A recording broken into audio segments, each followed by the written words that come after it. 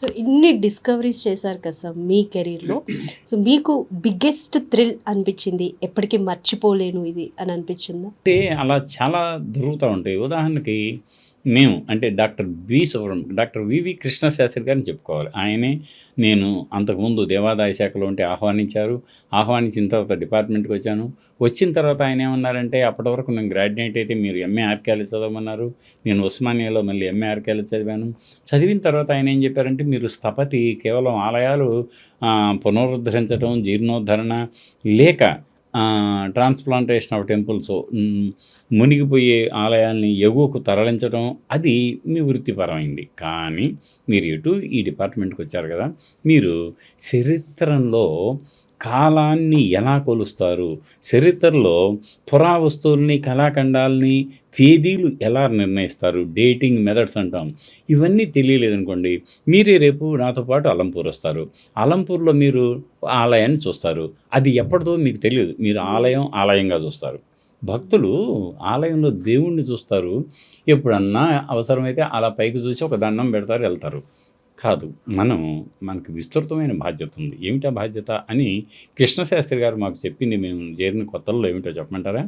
మనం ఎక్కడికన్నా వెళ్ళినప్పుడు మెకానికల్గా వెళ్ళకూడదు. అక్కడికి వెళ్ళండి, ఒకవేళ గుడికే వెళ్ళండి. గుడిలో ముందు స్వామివారిని దర్శించుకోండి. దర్శించుకున్న తర్వాత బయటకు వస్తారు కదా, గుడి చుట్టూ తిరగండి. ఈ గుడి ఏమిటి ఇలా కట్టారు, దీని ప్లాన్ ఎలా ఉంది, ఎలివేషన్ ఎలా ఉంది, ఇలాంటి ఆలయాలు ఇంకెక్కడెక్కడ ఉన్నాయి, ఈ ఆలయం యొక్క ప్రత్యేకత ఏమిటి, అసలు ఎవరు నిర్మించారు, దాని రాయి ఎక్కడి నుంచి వచ్చింది, ఎలా పొందుపరిచారు, అలా శిల్పాలు ఏమన్నా ప్రత్యేకతను సంతరించుకున్నాయా? ఉన్నాయి. అలంపూర్లో మీకు లింగోద్భవమూర్తి అని చాలా పెద్ద లింగం.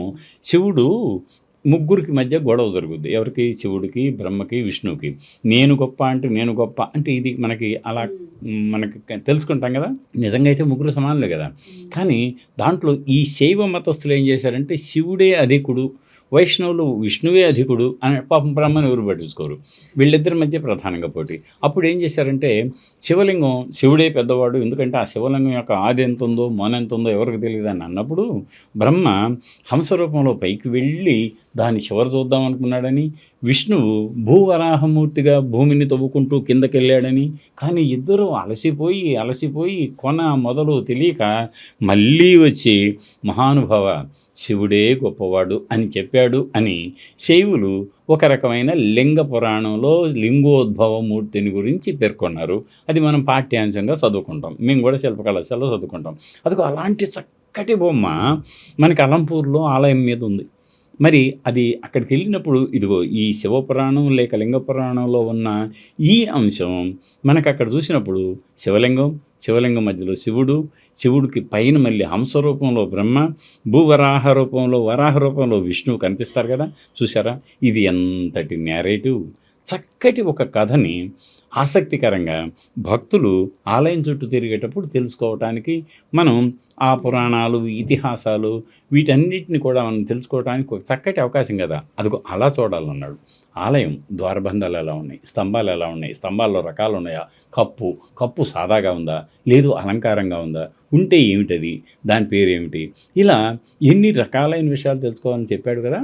అలా మేము తెలుసుకునేవాళ్ళం. అలా ఉండటం వల్ల ఏమవుతుంది, మనకి పరిశీలన అనేటువంటి ఒక కొత్త లక్షణం అలవాటు అవుతుంది. ఆ పరిశీలన అధ్యయనం కింద చేరుతుంది. అధ్యయనం పరిశోధనకు దారితీస్తుంది. పరిశోధన పరిపూర్ణతను, అంటే సమగ్రంగా ఒక విషయాన్ని అవగాహన చేసుకోవడానికి పరిపూర్ణతను ఇస్తుంది. అప్పుడు మనం మాట్లాడినా, రాసినా, ఎవరికైనా వివరించినా అది ఆసక్తికరంగా ఉంటుంది. అంతకంటే ఏం లేదు. కానీ మీరు అన్నట్లుగానే మేము ఆలయాలు నిర్మించేటప్పుడు అసలు పైనుంచి శిఖరం ఓడదీసేస్తాం. కప్పు మాకు కనపడుతుంది, మీకు కనపడుతుంది.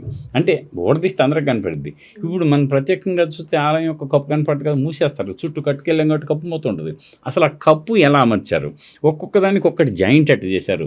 మనకేమో కింద చూస్తే ఊరికి ఆ చక్కటి అలంకారాలే కనపడదు. కానీ ఇది ముడిరాయి పైన ఉంది, ఒకదానికొకటి జోడించినప్పుడు కదలకుండా దాని మీద ఇనుప మేకులు కొట్టారు. ఈ రాయికి ఆ రాయికి అది మీకు కనపడదు. అది మేము తెలుసుకోగలిగాం. ఆశ్చర్యం వేసింది. అంతే కదా. తర్వాత రెండిటికి మధ్య అసలు సందే ఉండదు, వెంట్రుక పెట్టేంత కూడా ఉండదు, పట్టేంత కూడా. ఎందుకు ఉండదు? అలా శిల్పులు నైపుణ్యవంతంగా అడుగు భాగం సదం చేస్తారు, పై రాయి అడుగు భాగం, కింద రాయి పై భాగం, రెండు నీట్గా చెక్కుతారు కదా. ఒకదాని మీద ఒకటి ఉంటే గాలి చొరపాటు కూడా ఉండదు. అది తెలుసుకున్నాం కదా మేము. అంటే సంధి బంధనం అంటారు దాన్ని. ఎలా మేము జాయింట్ చేస్తాం అనేది. అదే కాదు, సోమసూత్రం ఉంటుంది. ఆలయంలో స్వామివారికి అభిషేకం చేస్తాం. అభిషేక జలం బయటకు వెళ్ళాలి. వెళ్ళకుండా ఎంతసేపు ఉంటుంది? వెళ్ళాలంటే ఎలా? మామూలుగా ఒకటి పెట్టవచ్చు చిన్నగా, అది ప్లెయినే ఉన్నాయి. కాదు, మకరం ఉంటుంది బయట, ముఖం, మకరంలో నుంచి నీళ్ళు వస్తున్నటువంటి, గోవులో నుంచి నీళ్ళు బయటకు వస్తుంది, గోముఖం నుంచి. గోముఖం అంటాం దాన్ని, సోమసూత్రం అంటాం మనం. దాంట్లో అనేక రకాలైన డిజైన్లు ఉన్నాయి. సో ఇదంతా ఎప్పుడు వస్తుంది మనకి అంటే చూసినప్పుడు తెలుస్తుంది. ఏమీ చూడకపోతే తెలియదు. భక్తుడిగా వెళ్ళినప్పుడు కేవలం దేవుడిని దండం పెడతాం, బయటకు వస్తాం.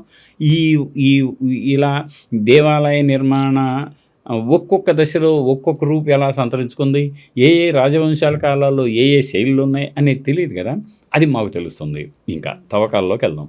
తవ్వకాల్లోకి వెళ్తే మీరు ఆశ్చర్యపోతారు. నేను మహబూబ్ నగర్ జిల్లాలో ఆలయం నిర్మిస్తాను. సోమశిల ఆలయాలే నేను కడుతూ ఉన్నా. సోమశిల ఆలయాలు నేనే కదా కట్టింది, ఓడ తీసి కృష్ణశాస్త్రి గారి ఆధ్వర్యంలోనే. కట్టేటప్పుడు ఏమైంది, మట్టి తీస్తున్నాం. మట్టి తీస్తుంటే అట్టడుకు మట్టి పని చేస్తున్నారు పునాది వేయడానికి. కాంక్రీట్ తర్వాత బెందడి ఇవన్నీ వేసి మట్టం మీద ఎంత ఎత్తు చేసినాక మేము ఆలయం కడతాం కదా. ఓడ తీసింది మళ్ళీ ఇంకొక చోట. అప్పుడు ఏం జరిగిందంటే ఆశ్చర్యం, మాకు అట్టడుగున ఒక ఇనుప యుగపు సమాధి బయటకు వచ్చింది. అంటే మామూలు భూమి కంటే 5 అడుగుల లోతున. మరొక ఆలయంలో త్రికోట ఆలయానికి పునాదం, 3 ఆలయాలకి. ఇంకొక దాంట్లో విష్ణు కుండెల కాలపు ఇటుక రాతి కట్టడం ఒకటి బయటకు వచ్చింది.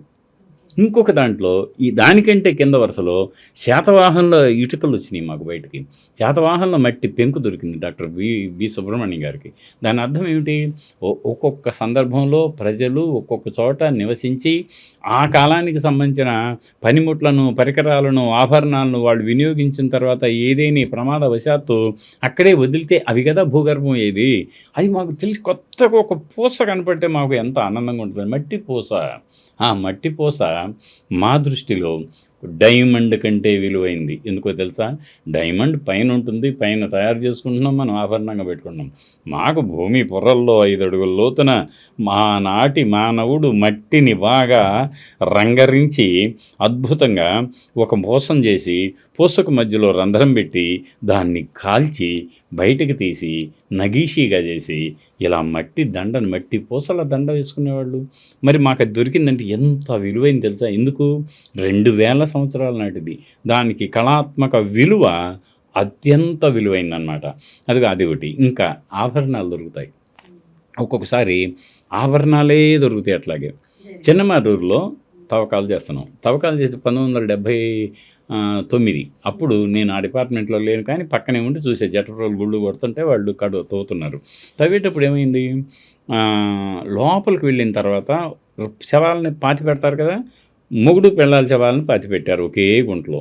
మొగుడు పెళ్ళాం అంతే కదా, ఇట స్త్రీ ఆయన మగాడు. ఈవిడికి కాలికి కడియం అప్పుడు పెట్టుకుంది పాపం. కడియంతో పాటే ఖననం చేశారు. ఇప్పుడైతే లాగేస్తారు, చెయ్యి ఉంగరం కూడా ఏళ్ళు లాగేసి కట్ చేస్తారు. అలా లేదు అక్కడ. అయ్యో మా అత్తయ్య గారు ఎంత గొప్పది. అత్తయ్య గారు ఏం వాడుకుందో వాటిని అలాగే ఉంచేద్దాం, ఎందుకంటే ఇక్కడే కాదు పైకి వెళ్ళినా కూడా ఆమెకు ఆభరణాలు కావాలి కదా అన్నంత ఒక స్పృహ ఉండేది వాళ్ళకి. ఇప్పుడు లేదు కదా అది. అది చూసినప్పుడు మాకు తవ్వుతూ ఉన్నాం, మెల్లిమెల్లిగా గిక్కుంటూ పోతున్నాం, ఎముకలు బయటపడుతున్నాయి. ముందు తల, ఆ తర్వాత వక్షస్థలం, ఆ తర్వాత నడుము, ఆ తర్వాత మోకాళ్ళు, ఇంకా పోతే మనకి పాదానికి కాలుకి కింద ఈ రాగి కడియం దొరికింది. ఎంత ఆశ్చర్యం వేసింది. అది కొత్తదా కాదా? ఎంత ఆశ్చర్యానికి గురేస్తుంది. ఇది చరిత్రలో ఏం తెలియజేస్తుంది? మీకు ఇనుప యుగంలోనే అప్పుడు అంతకుముందే కనుక్కున్న రాగిని ఆభరణాలుగా వాడుకునేవాళ్ళు, కాళ్ళకి కడియాలుగా వేసుకున్నారు అని తెలిసిందా లేదా? చేతికి ఉంగరాలు దొరికినాయి.